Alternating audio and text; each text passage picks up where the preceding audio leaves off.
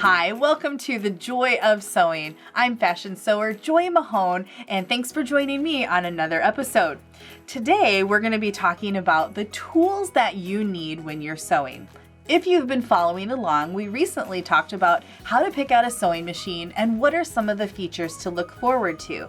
If you're a new sewer, you might seem inundated with all the things that you can purchase to get started. My goal is to share with you the fundamentals and the basics of what you need to get started. Let's take a look at some of the tools that will help you in your sewing projects after you've purchased a sewing machine. It looks like there's quite a lot on the table here, and really there's just a good assortment of everything that we're going to talk about. You can really pick and choose which items you want to add to your sewing box. Now, I don't have a literal sewing box here, but you'll probably want to pick up some sort of basket or container to put your sewing tools in next to your sewing machine. All right, let's take a look at what we have on the table. Most importantly is a pair of really good sewing shears or scissors. And there's a wide variety here on the table. Let's take a look. These right here have a serrated edge. This is called a pinking shear. Now, I personally don't think that's the first pair of scissors you need to purchase.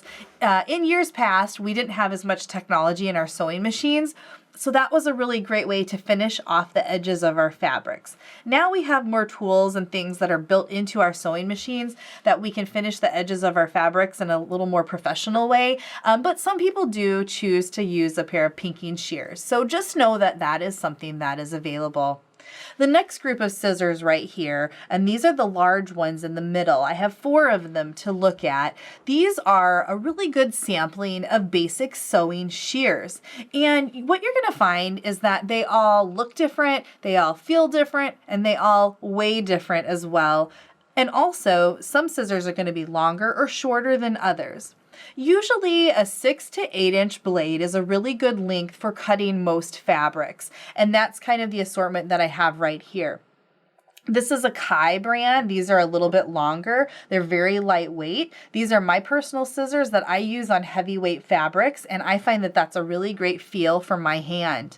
This is another Kai brand scissors, and this is just a really great universal fabric sewing shear. Ginger is another popular brand. They tend to have a lot of really fun decorative handles. They have a really great blade.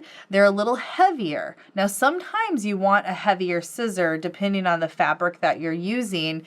And then this little pair right here, which has a really beautiful finish. These are some iridescent shears by Creative Notions. You might notice that the blade has a curved bottom to it. That's actually really helpful on lighter fabrics because the blade curves up and isn't catching on the table. I have those in my sewing studio. And then these little trimmers right here, they're embroidery clippers or trimmers. I keep those right next to my regular sewing machine, and so any little threads that I need to clip off the bottom of a seam or whatnot, I have those right next to where I'm working. So that's a great kind of little accessory size to go with. The important thing about scissors is very similar to a sewing machine. You want to try them out. Most of the time, if you're working with a brand such as Kai or Ginger, you're going to be able to try them out in the store or wherever they're selling those at. So just, put them on for a test drive, and you'll be able to find what's comfortable for you. Other things that we use in sewing are rotary cutters, and that's the assortment that we have right here. You can see different shapes in handles, different shapes in the blades. These are going to come in different sizes as well. Quilters use rotary cutters all the time. You do need a mat to go with because when you take the blade, and I'm just going to pick this one up, you're going to open the cover up and you're going to literally cut onto the table. So you certainly would not want to cut your nice surface. So you would need a mat that would go with your rotary cutter. There are things like retractable blades, others that have just the guide that you move. And again, those are really common in quilting. However, I use a blade quite a lot in garment sewing as well. And there are, again, many different sizes. So if you have tiny little corners that you need to get around, then a very tiny rotary cutter would be great for that. Or if you're sewing leather, for example, then you would want some sort of seamless edge, and that's where your rotary cutter comes into the mix. Think of it as the pizza cutter, but for fabric. And they have blades that you can replace. So as your blade dulls, you would pop the cover off and replace the blade. So just know that those are options as well. And I would maybe recommend on a rotary cutter to go to a local quilt store and have them show you the correct way to use it, just so you have no accidents, which it's really kind of hard to do. And that way you know exactly how to use them. Let's continue on. How about thread? This is a beautiful assortment of all different colors of threads. And you might go into your local fabric store and see rows and rows of thread and think, how do I know what thread to pick out? Just know that you have fiber content in your threads, such as cotton, you have polyester threads, monofilament. So there's a fiber. Most people will choose like a universal polyester blend as kind of the go-to thread for most projects. And if you're a new sewer, that's what I would recommend. And then you can always dabble in some other threads as well. But once you pick the fiber content, then there's also the weight of thread, and that is how wide the thread is. So if you are creating a very lightweight garment, you wouldn't want a thread that was very thick and bulky. But if you were sewing on a button, you might want a very thick thread because you don't want the button to pop off. So you'll be able to read the label on either the top of the thread. Let's pop one of these out. They're going to have some numbers on the top, and it's going to tell you all that information. And then also the fixtures at the store where you're shopping will have some of that information there too. I do want to point out variegated thread, which I personally love. It's beautiful, and there are embroidery threads that are variegated, cotton threads that are variegated, but what that means is that the color is not uniform. It's kind of goes from one shade to another or one color to another. This is a great tool for threads and helping them to blend into fabrics. Also great for top stitching and doing some decorative stitching where you might see some stitches on the top of your project. So just know that there are, once you get past the basic threads, that there are lots of fun things that you can dabble in. All right, measuring is a biggie in sewing. Measure twice, cut once, we always hear. You're going to want some sort of tape measure. That's pretty standard. I give these away free in my studio, and a lot of places will give tape measures away. Chances are you might even have one hanging around your house already. So just know that you're going to want some sort of tape measure to take body measurements or measure pieces of fabric. But a couple other things that we have are rulers, and I have a clear ruler. It's a longer clear ruler right here. This clear ruler is really great for being able to see through your fabric if you're marking a seam allowance or anything like that where you might not want to be marking blindly. And usually about a 12 to 18 inch is usually sufficient for most, especially garments. If you're maybe marking a dart or something like that, that's usually going to be long enough. I also have this pink ruler right here, and it has kind of a cork finish on the back side if I flip that over. And this is really nice because it's not going to slide off of the fabric. So if you had a smooth finish on the fabric and you really need to put your ruler down, or you're working on a pattern, then I really like this ruler for that. These are available at most box stores, and chances are you probably have some sort of ruler hanging around as well. How about these little rulers here? These are just some extra things that you can get. This is called a hemming gauge, and I love this because they have adjustable markers on there. You can see that a little more on this big green one. This is really great because you can adjust the handle, and then your area of measure is going to be stationary. And it's going to keep things uniform. So if you're moving from one pattern piece to another and you need that exact same measurement, it's not like holding a ruler up and trying to calculate. You just move the little indicator, and then that tells you exactly the length that you need. One extra little tool is this little seams right. ruler, and it has just little tiny increments of measure that are relevant to sewing, like 5/8 of an inch, 1/2 of an inch, 1/4 inch, anything like that. And so you can turn that ruler and use that as a little reference guide as necessary. So don't feel like you have to buy every single ruler that's out there. Just a few of the basics are really going to get you where you need to be to get started.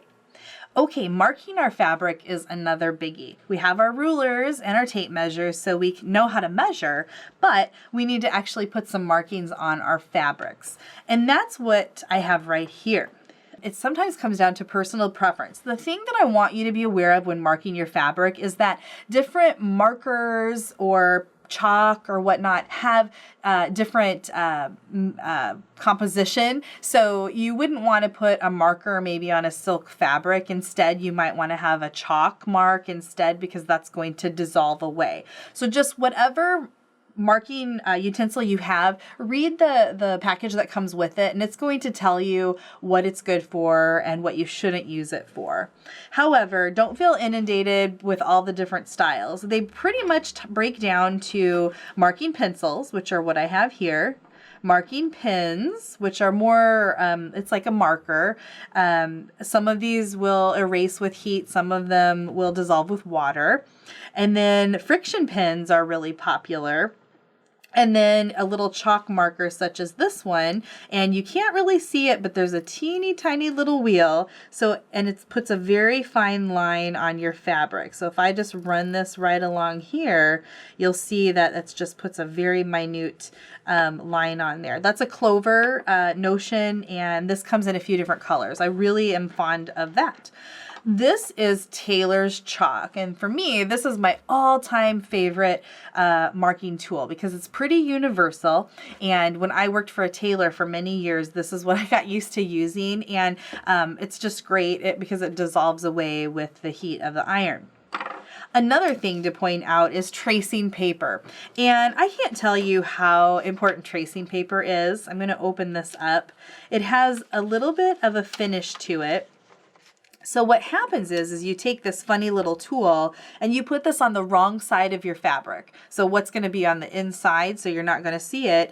And then you run the wheel over top of it and it will transfer markings to your fabric. And it's very precise. And this right here is a needle point tracing wheel. And you can see how sharp those points are. This is really great for transferring markings on patterns or just doing pattern work in general, but it's also great for heavier fabrics like denim or something that maybe needs a little bit more oomph to get the markings on there, because that you're going to be able to press really hard and those needles are going to poke through the fabric and transfer the markings. If I have a really delicate fabric, I'm probably not going to want to use the needle point tracing wheel just because I don't want to put holes or snag. So that's where the softer tracing wheel comes into the mix. I would say if I had to pick basics to get started, start with tracing paper. You can buy these for just a few dollars, some sort of chalk marker and a pen or pencil, and you'll be well on your way to marking your patterns.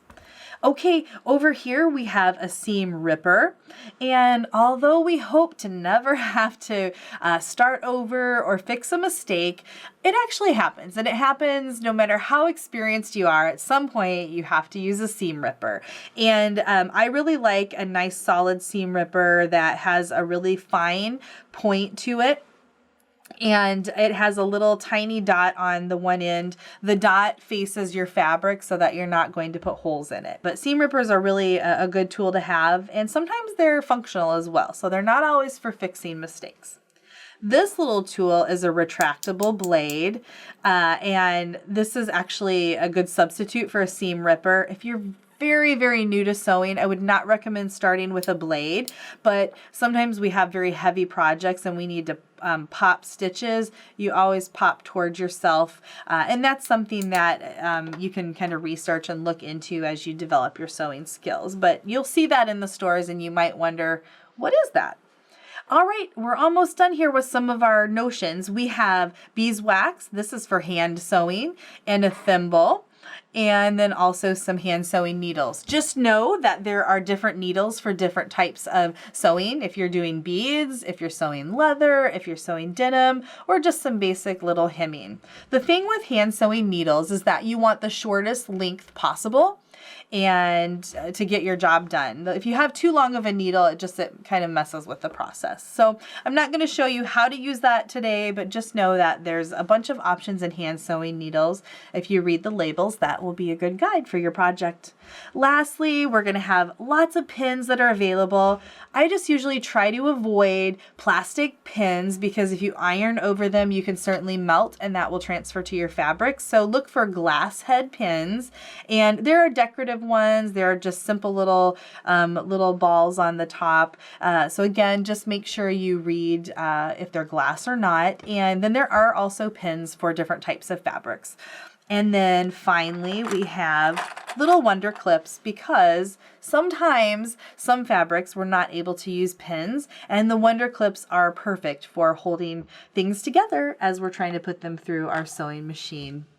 You're going to need extra bobbins for your sewing machine, and you want to make sure that you get bobbins that match or fit the machine you have.